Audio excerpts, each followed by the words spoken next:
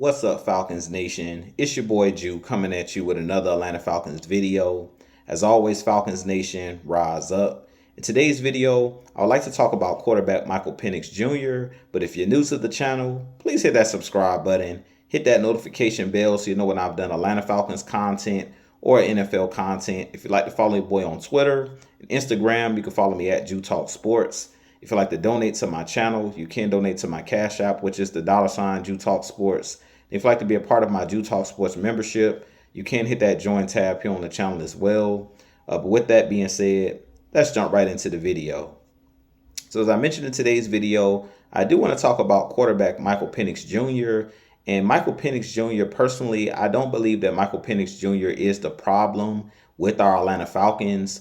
I've been seeing a lot of different things all over social media about Michael Penix Jr. possibly being benched. Michael Penix Jr. not being the guy for the Atlanta Falcons as that franchise quarterback. And I disagree with a lot of stuff that I'm seeing out there. I do feel like the whole, media and things of that nature are in a uproar and in a panic mode because Michael Penix Jr. had one bad game. Yes, Michael Penix Jr. did play bad in the game against Carolina last week where we lost by a score of 30-0. But it all doesn't fall on Michael Penix Jr.'s shoulders. The whole team played terrible last Sunday against the Carolina Panthers. So I really feel like the biggest issue right now with the Atlanta Falcons is coaching. You've heard me state numerous times on my channel that coaching matters. If you look around the league or if you look at former great quarterbacks, any of the great quarterbacks that you can think of, they all had great head coaches.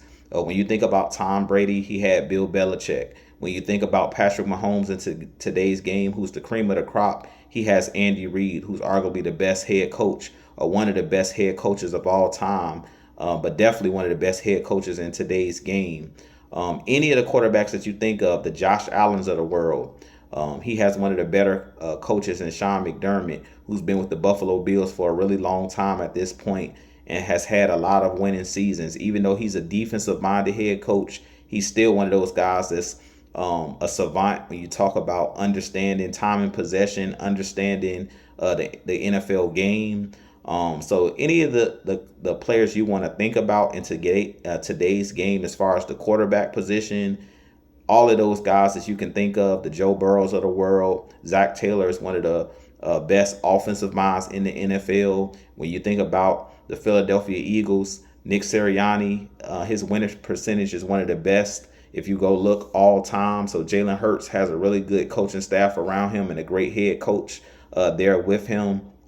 And if you think about the guys that I'm naming, these head coaches and these quarterback tandems, great head coaches put their quarterbacks in great positions to succeed. When you look at Justin Herbert, now with Jim Harbaugh, a lot of people are talking about, he's having one of the best years of his career and the Chargers are now 3-0. Well, that's because Jim Harbaugh is a great head coach. Everywhere Jim Harbaugh has went and, been a coach, whether you go back to his San Francisco days with Colin Kaepernick and them going to the Super Bowl and playing in 2 back-to-back NFC championship games, whether you go to his time in college at Michigan where he was able to win a national championship with J.J. McCarthy, and now him being with Justin Herbert and turning around the LA Chargers franchise. So like I mentioned, coaching matters. When it comes to Michael Penix Jr., I really feel like a lot of his struggles come from the coach,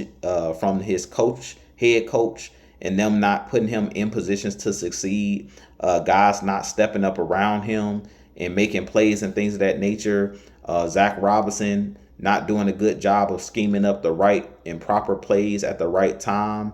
I really feel like there's a lot of different reasons why Michael Penix Jr. isn't playing well. And I really feel like the reasons are coaching.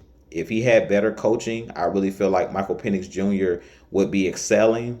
But because, our coaching staff hasn't done a good job of putting him in great positions, especially last Sunday, we seen, Michael Penix Jr. play like a dip. But I really feel like they put him in bad situations last week against the Carolina Panthers, not running the football, not drawing up any deep plays down the field. Everything is short and throwing the ball outside, not really drawing up anything in the middle of the field for the most part. So it's a lot of different things that's going on that I really feel like isn't fair to Michael Penix Jr. He's being criticized, for him struggling, but I really feel like it's the guys around him and the coaching staff that's making his job a lot harder than it needs to be. If you think about Daniel Jones right now, who's with the Indianapolis Colts, a lot of people are like surprised. Even I'm surprised at how well he's playing. But if you look at his coaching staff with the Giants, he didn't have the pieces around him to be successful with the New York Giants. Outside of Saquon Barkley, when he was there, he really didn't have a ton of weapons. The New York Giants didn't have a good offensive line when he was there, and now he's with the Indianapolis Colts, with a great head coach and a great offensive scheme, and now he's playing a lot better. He has a great offensive line there with the Indianapolis Colts, a really good defense, and a great running back in the backfield with Jonathan Taylor. And now we're seeing when you put guys in great positions with the weapons around them, with the proper coaching, you see guys excel. And I really feel like that's what's going on with Daniel Jones, with him being able to turn his career around there in Indianapolis. He's having a really good season so far, but it's because of the coaching staff and them putting him in favorable positions. So I know a lot of people are upset about last week's game. I know a lot of people are in panic mode, especially the Atlanta Falcons fans, especially the media. They just want something to talk about when it comes to Michael Penix Jr. But I really feel like every player is going to take their lumps in the league. They talked to Ray McLeod today, and he basically talked about it. Michael Penix, and I keep saying this, is basically a rookie quarterback. This is his first year starting. Until he gets 17 games, NFL games under his belt, and at this point he's only at 6, starts in his career. He's basically a rookie quarterback, so he's going to make rookie mistakes. He's going to, do things that young quarterbacks do until he adjusts to the NFL game and the speed of the NFL game. He's going to have some games where he's up and down, but I really feel like it comes down to coaching, them putting him in the proper positions to succeed, and them not putting the whole Atlanta Falcons franchise on his shoulders, but them allowing the guys around him to uplift him. If you think about Tom Brady early in his career with the New England Patriots, they were a defensive-minded team. For the first couple Super Bowls that they won, they asked Tom Brady just not to lose the game and to manage the game. And I really feel like that's what the Atlanta Falcons should do with Michael Penix. When you think about guys like Ben Roethlisberger in his first Super Bowl, when they beat the Seattle Seahawks in that season, they didn't ask Big Ben. They didn't put the weight of the world on his shoulders and the franchise on his shoulders. He had guys like Jerome Bettis in the backfield, Willie Parker running the ball. They had a really, really stout defense, and he was just asked to manage the football game and not lose the game. So I really feel like the Falcons need to adopt that same mindset of teams of old when they had young quarterbacks that would come in, is play solid defense, play complementary football, put your young quarterback in positions to succeed, run the football, use some play action and allow your quarterback to get in rhythm. But don't try to throw, everything at him at once and overwhelm your young quarterback. And I really feel like that's what happened last week. The Falcons kind of overwhelmed him, last week, putting everything on his shoulders.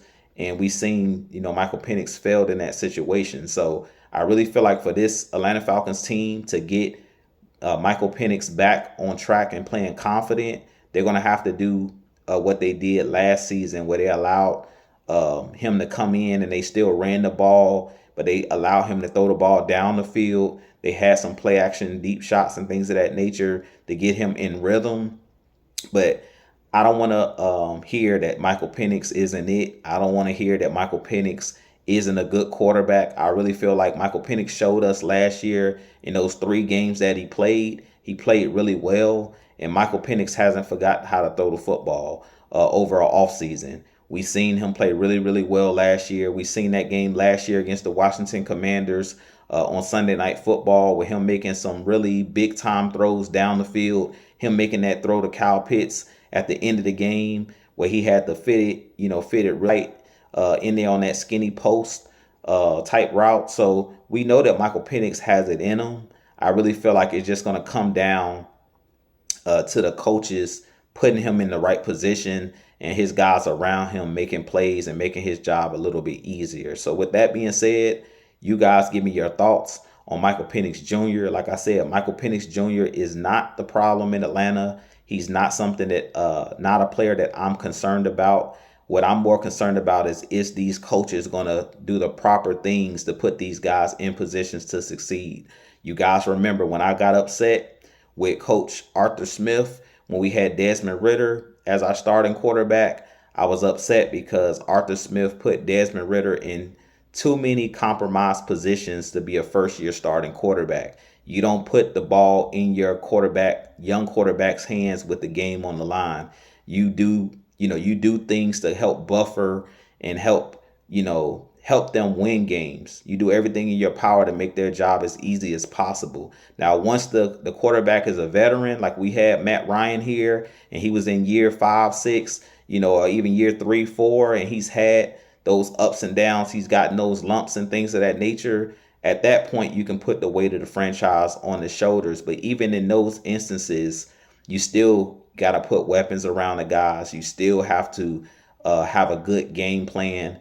And I really feel like coaching is what makes the difference, makes all of the difference in the world. So with that being said, you guys give me your thoughts. I have a lot more content coming for you guys. But as always, Falcons Nation, rise up, be blessed. Peace.